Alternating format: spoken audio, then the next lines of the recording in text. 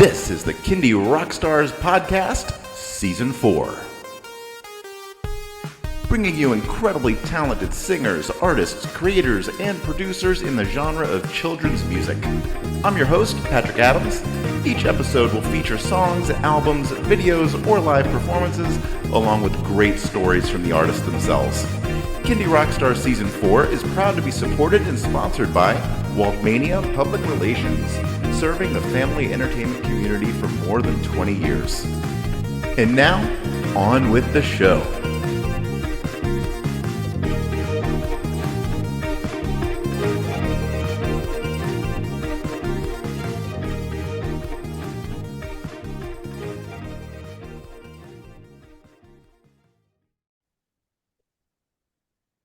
Hello, everybody, and welcome to another episode of Kindy Rockstars here in Season 4. My guest today is Jane Roman Pitt, otherwise known as Lady Lullaby. Jane, welcome to the show. Thank you so much, Patrick. Happy to be here. Well, you are a first-time guest on the show, so I want to learn all about you and a little bit about your history. So how did you get into making music for kids? The inspiration was mostly, actually, it goes back a few years. And a friend of mine who is a children's musician, Gary Stein, asked me to record a few lullabies for the end of some cassette tapes, if you'll, remember those things. I do. That she was sending home with the parents from her early childhood music class. And she just said, I think you sort of got a lullaby voice. I had been a folk singer for many years before that. And she asked me to do it. And it was so much fun. We went into a studio and I learned some traditional lullabies. I had known them, but this really was a chance to really get to know them and to explore the stories behind them. So then fast forward a few years, and I was expecting my first grandchild. And I wanted to give her something special. I wanted to write a song. And so I started asking my children's friends who were young parents, what do they sing for their children? And I just had some idea that I wanted to put together an album at that point. I finished the song for Annalise, my granddaughter, and I just sort of went from my own thoughts and experience of having children of my own and decided, I think I need to record this. And while I'm doing that, I might as well gather some other ones. I had done several albums already, a couple of them in Nashville. And so I knew people there, headed down to Nashville, collected some songs, but it turned out that the songs that young parents were singing were some traditional lullabies, but a lot of them were contemporary songs, some love songs, some just general good wishes kind of songs. And so I started asking some friends, some musicians, some songwriters, and went to Nashville and created this album, Midnight Lullaby. The first song that I heard of from that, which kind of led me in this direction, was by Josh Ritter, called Baby That's Not All.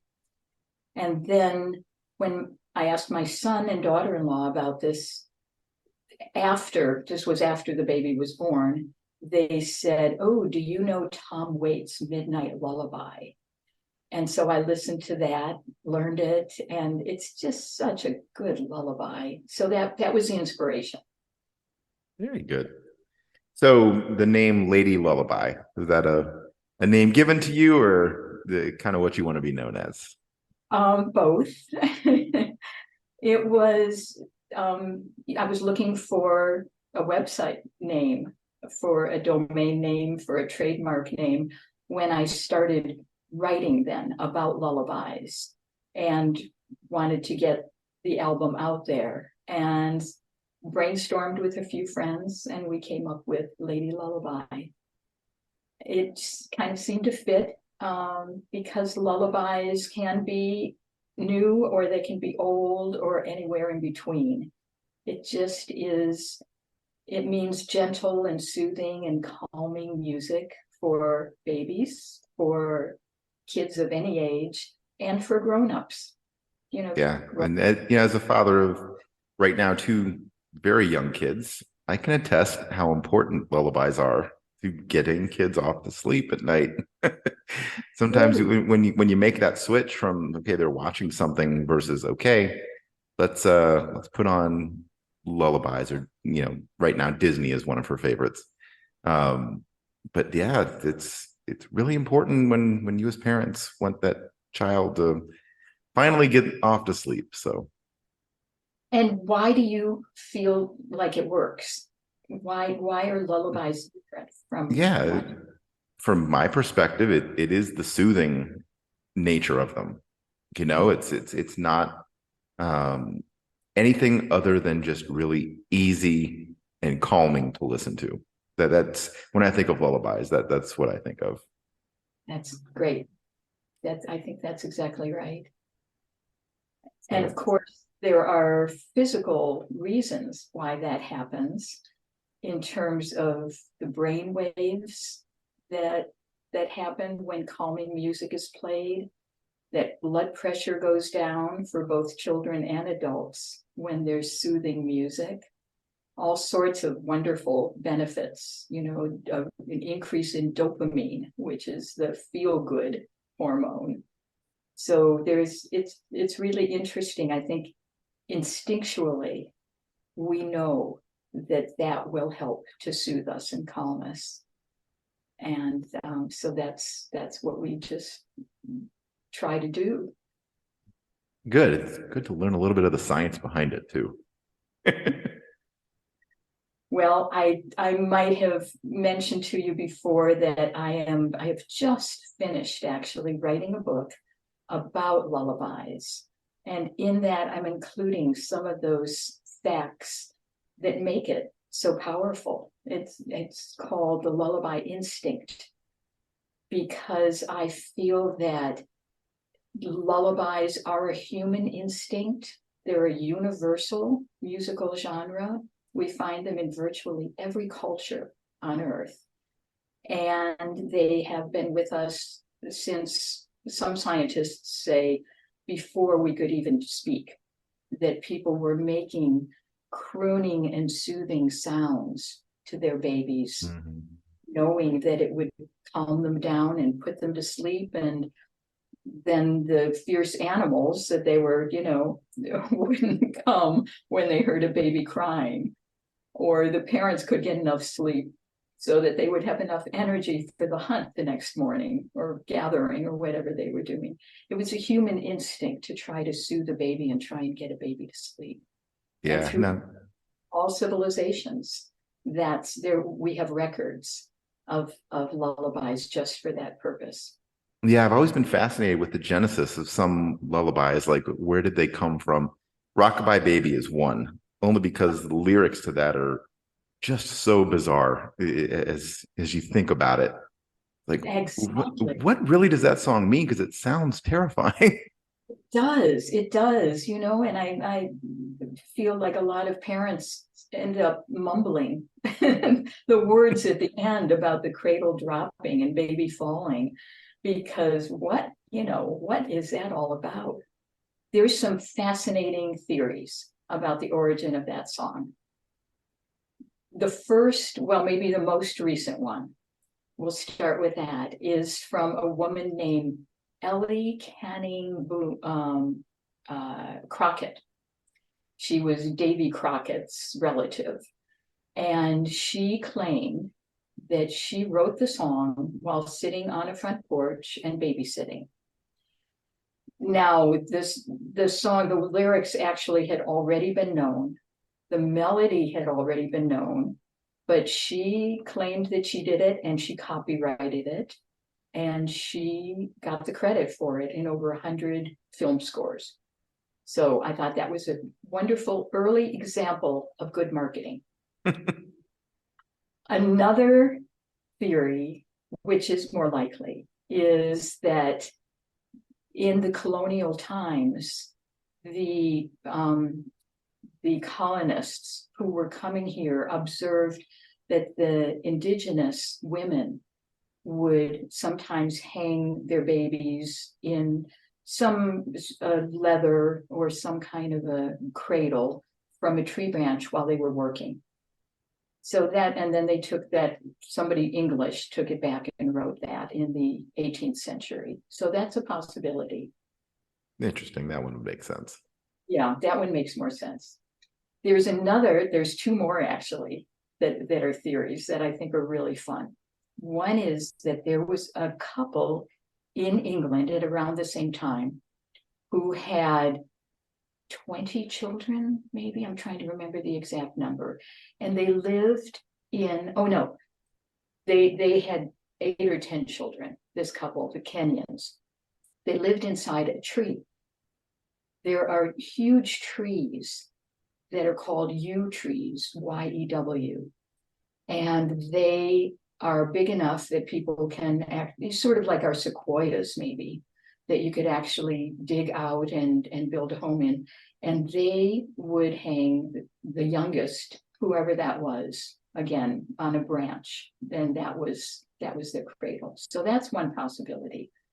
Excuse me, but the one that I like the most, the theory is that King James in the mid-18th century had just ascended to the throne, and he wanted to turn the country Catholic. It had been Protestant since Henry VIII.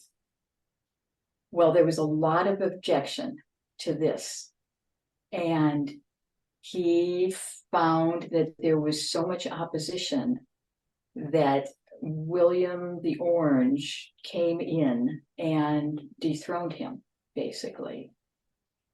So the theory goes that rockabye baby means be careful of the wind blowing. When the wind blows, the cradle will fall, and down will come the hierarchy. Down will come the cradle and all.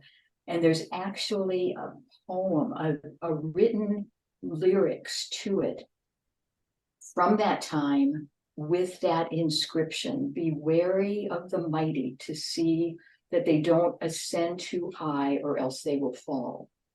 So I'm betting on that one just because there is some historical proof and it's such a cool story. Yeah, it's an interesting metaphor, and as long as it's not about an actual baby. Yeah, exactly. So what my daughter-in-law did, for instance, was just change the words. And I encourage everybody to do that and say, and when the wind blows, then the cradle will fall and mommy will catch you, cradle and all. You know, even my daughter, who's 18, I think when she was old enough, she brought that lullaby up and was questioning me about it. Like, you know, I just thought about that particular lullaby, and it's like, why is it like that? And you know, who wrote that? I don't know. I've wondered the same thing. But you know, that's an interesting aside, I think, as far as lullabies go. But you know, so many of them actually tell stories. They have stories that are deeper than the words to convey. But that's one of the best ones in terms of interest and confusion. Very true. All right, let's get back to your album, Midnight Lullaby. So you talked a little bit about it, but what else do you want to share before we get into some of the nice lullabies off of that album? Well, thank you. It was just a wonderful experience. Working with musicians in Nashville is, I think, unlike, you know, many other places, because everybody there is the best at what they do. And they were just open. And I think people are open to lullabies too, and that kind of gentle, soothing thing. So the experience of recording it was just sort of magical. Everybody that came in, you know, the pedal steel player, he came in and said, "Oh yeah, I get this. I know what you want for that." And they really got into it. So that was a great experience. Awesome. All right. Well, we're gonna go through 5 songs here, and we can tell a little bit about each of the songs as we talk about them. And we'll kick it off with, I think, one that you brought up earlier, "Baby, That's Not All." So tell a little bit more about this one. This was actually the first one that was recommended to me when I started asking people about what they sing to their children. And a friend of my kids said, well, it's, she was sort of embarrassed. She said, it's not really a lullaby, but it kind of made sense to me. And I love the song, and my daughter loves the song.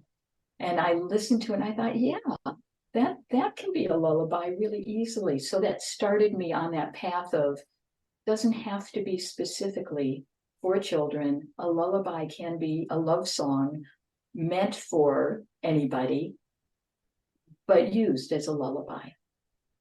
All right. Well, let's play it. Here it is, "Baby, That's Not All" by Jane Roman Pitt.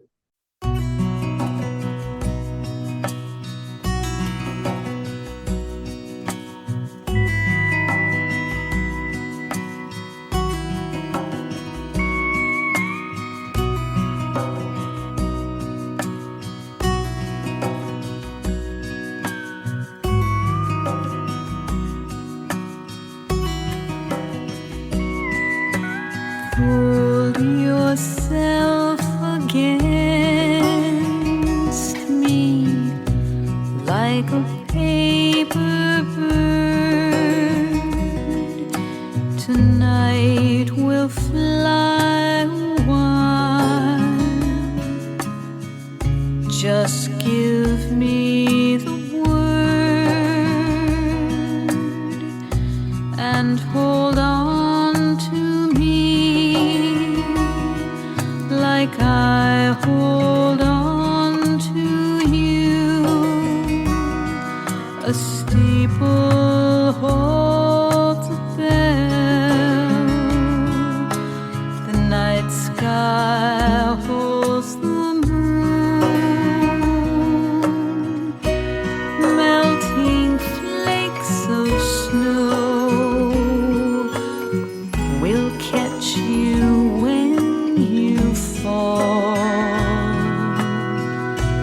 Baby, that's not all.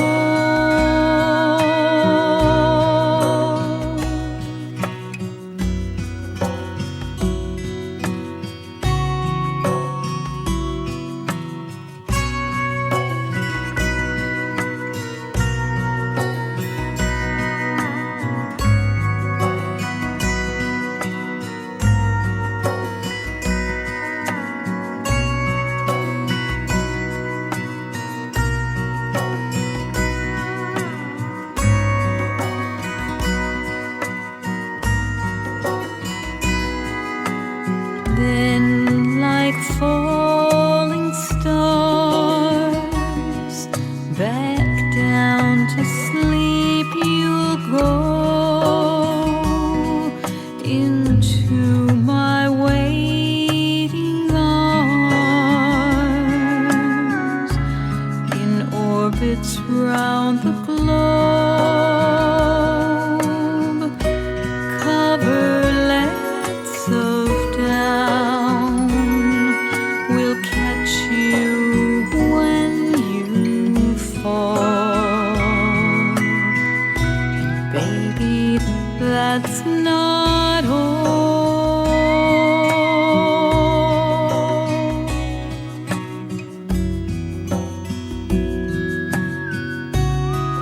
That's not all.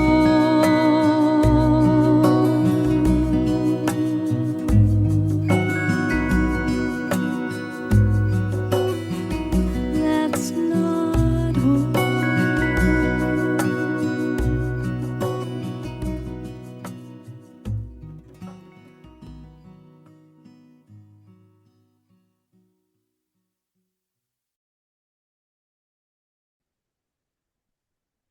That was "Baby, That's Not All." All right. The next lullaby we're going to talk about is "Midnight Lullaby." Tell us a little bit about this one. Midnight Lullaby is I actually used that for the title of the album because I loved the song and it just seemed to express everything that I was trying to do. It's obviously a contemporary song. It's by Tom Waits.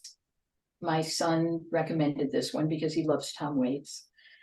And it just has the sound of somebody who is accepting the reality that sometimes, no matter what you do, babies are not going to go to sleep.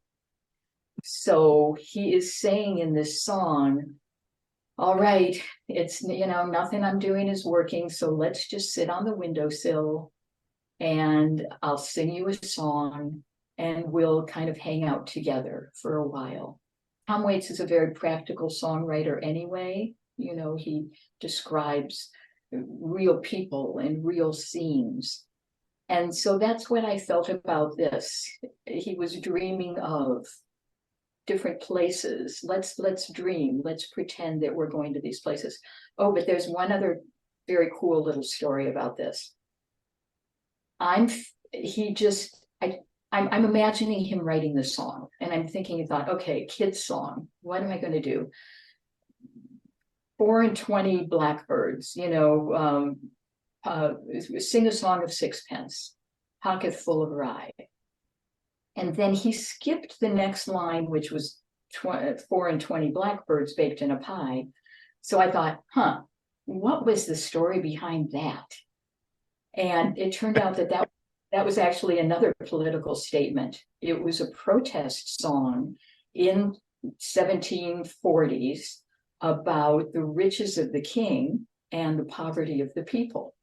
So I thought, okay, Tom Waits didn't need to go into all that, but it's just so familiar, those lines, that's what he picked to start it off. And then he just made the rest of it his own statement to his child. Very nice. Fun stories. All right, well, let's play it. Here it is, Midnight Lullaby by Jane Roman Pitt.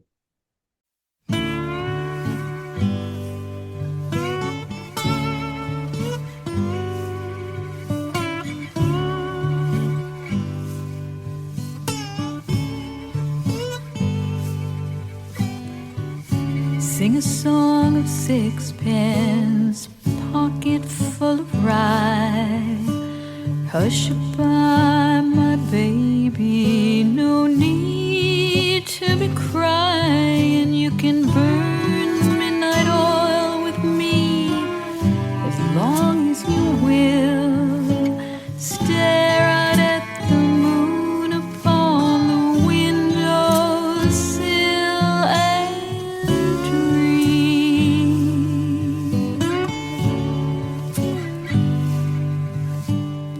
Sing a song of sixpence, pocket full of rye. Hush-a-bye, my baby, no need to be crying. Dewdrops on the windowsill, there's gumdrops in your head, slipping off to dreamland. You're nodding your head, so dream.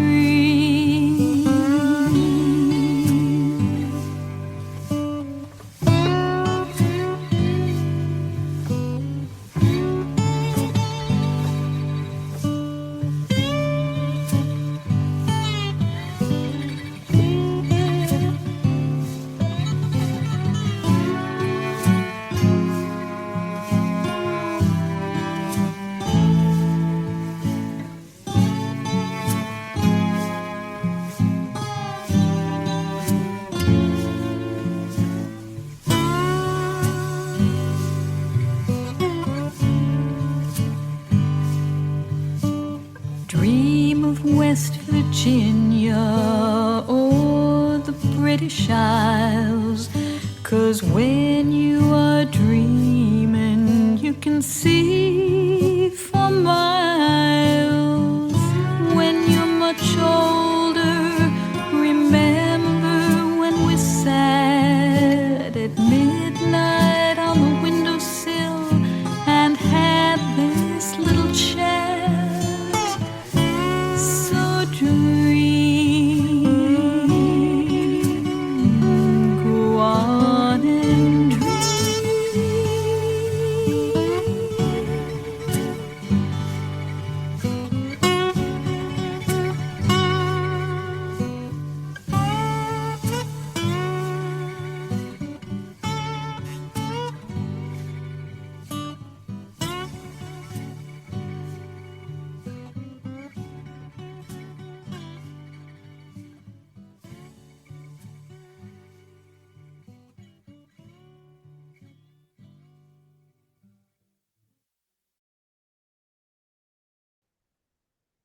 And that was Midnight Lullaby. All right, the next song we're going to talk about is called Forever Young.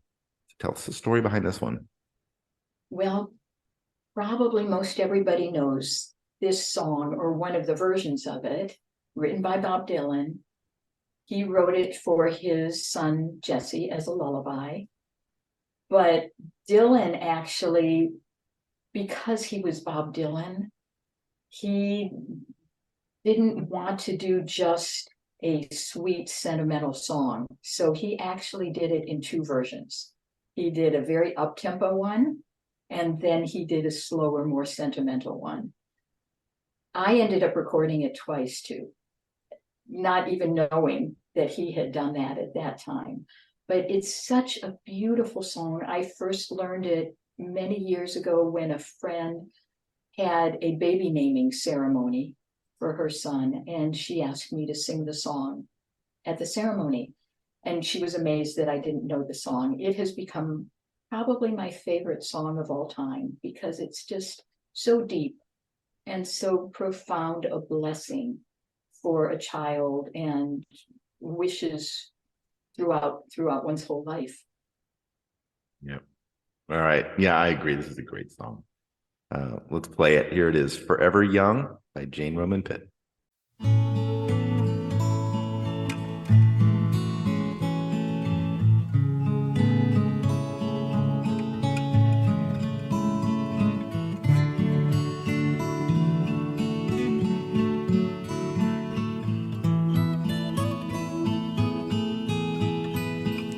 May God bless and keep you always. May your wishes all come true. May you always do for others and let others do for you. May you build a ladder to the stars and climb on every rung, and may you stay forever young. May you grow up to be righteous. May you grow up to be true.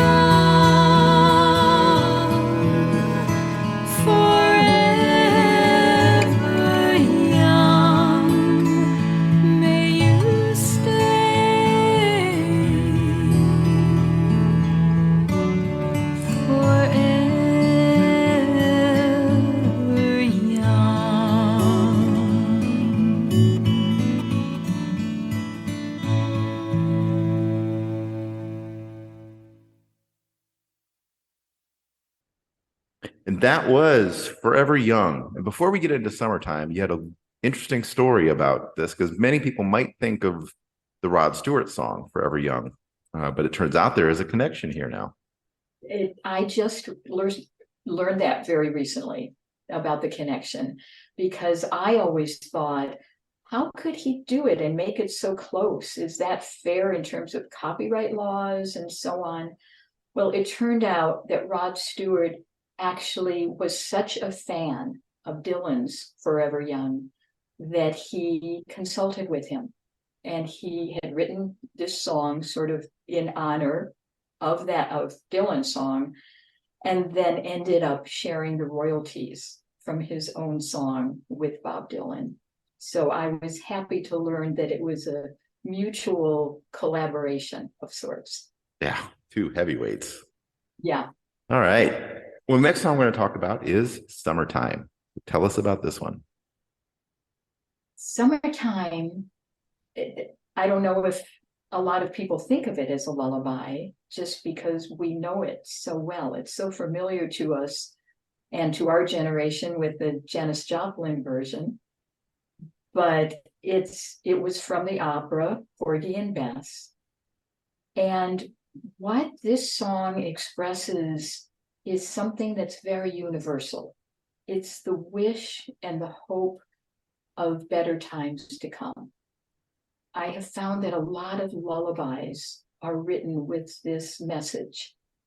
They, in Summertime, obviously the singer is not rich. The singer is not good looking. And the fish maybe are not jumping. But there's that universal wish for their children to have better things than what they have. And I think that Summertime is not only a beautiful song, but it's a prime example of that dream of all parents, that life would be easy for their children. Yep.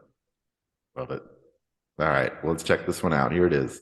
Summertime by Jane Roman Pitt.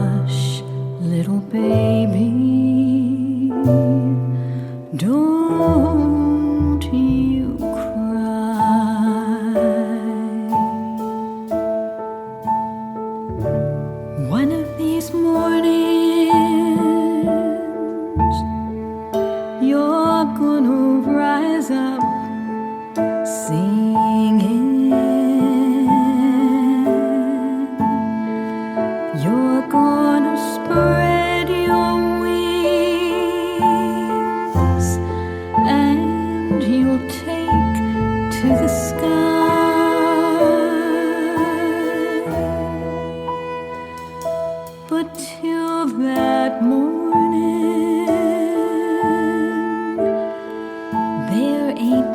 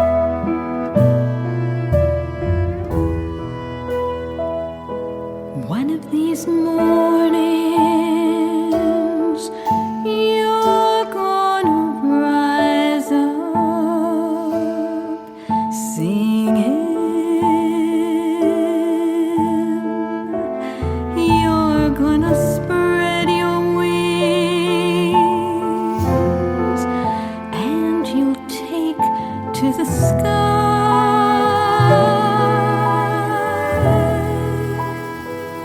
But till that morning, there ain't nothing's gonna harm you. With your mama and your daddy standing by,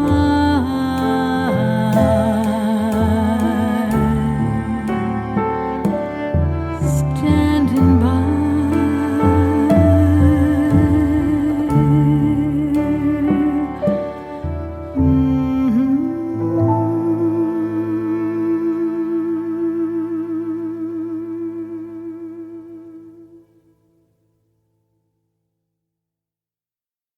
And that was Summertime. All right, the last song we're going to talk about is actually kind of a combination song, Good Night and Golden Slumbers. Tell us about this one. Well, it's a very interesting combination because it seemed to me like a perfect match. They both are credited to Lennon and McCartney, and they're both lullabies. But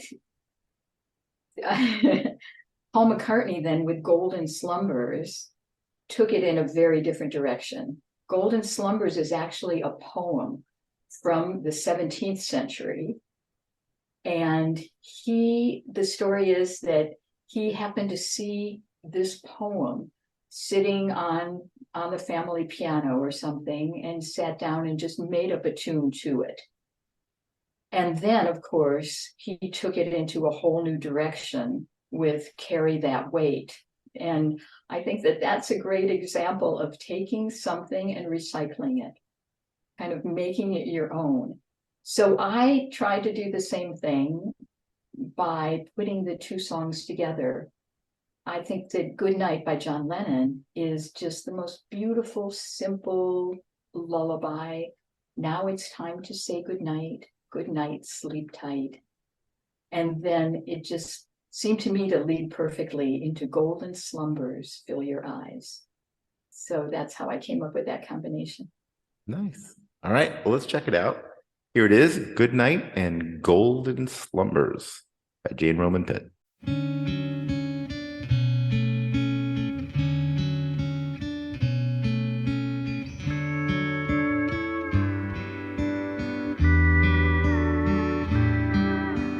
Dreams, sweet dreams for me.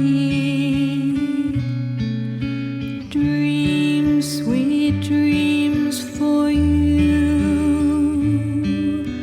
Now it's time to say good night. Good night, sleep tight. Now the sun turns out his light. Good night, sleep tight. Dreams, sweet dreams for me. Dreams, sweet dreams for you. Close your eyes and I'll close mine. Good night, sleep tight.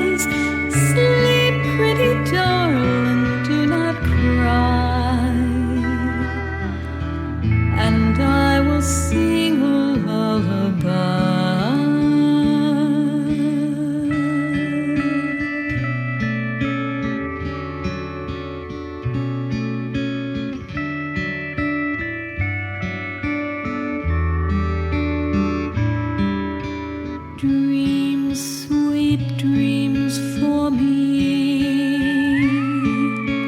Dreams, sweet dreams for you. Dreams, sweet dreams for me. Dreams, sweet dreams for you.